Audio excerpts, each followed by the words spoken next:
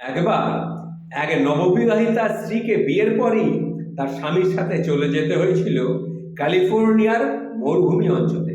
যেহেতু সে শহরে বেড়ে উঠেছিল, তাই মরুভূমি তার অত্যন্ত গেয়, অত্যন্ত নিরানন্দ লাগছিল, কারণ সে শহরে বড় হয়েছে।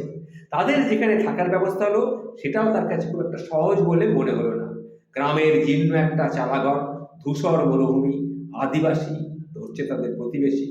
স্বভাবতই কেউই আদিবাসী ভাষা ছাড়া অন্য কোনো ভাষায় তারা কথা বলতে পারে না।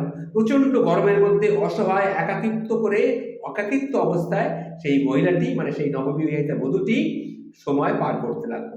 এর মধ্যে যখন তার স্বামী কাজের প্রয়োজনে কিছুদিনের জন্য দূরে চলে গেল, তখন সে তার মাকে লিখে পাঠালো, এখানে এই অদ্ভুত মানুষ আর তাদের সংস্কৃতির সাথে আমি কিছুতেই মিলে চলতে পারছি না, তাই সে বাড়ি ফিরে আসছে, আমি বাড়ি ফিরে যাচ্ছি।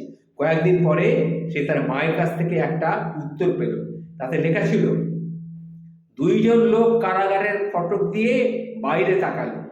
একজন দেখতে পেল কাদা, অন্যজন দেখতে পেল আকাশের তারা। এই লেখাটি তার মা তাকে পাঠালো।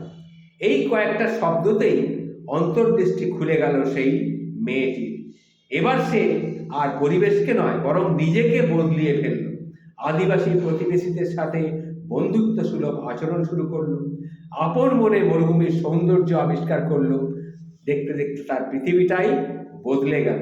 অল্প সময়ই তার কাছে ওই জায়গাটা মনে হলো এটা একটা নতুন জগৎ, এক নতুন পৃথিবী, একটা নতুন আনন্দ লোক। এই যে ঘটনাটি আপনাদের সামনে বললাম, এর থেকে আমরা কি শিখলাম? আমরা শিখলাম সময়ের প্রয়োজনে একটু ভালো থাকার আশায় নিজেকে একটুখানি বদলে নিন, উপযোগী করে তুলুন পরিবেশের সাথে। কাদা না খুঁজে আকাশের তারা খোঁজার চেষ্টা করুন সবসময়। এটাই হচ্ছে আসল কথা। নমস্কার, ভালো থাকবেন।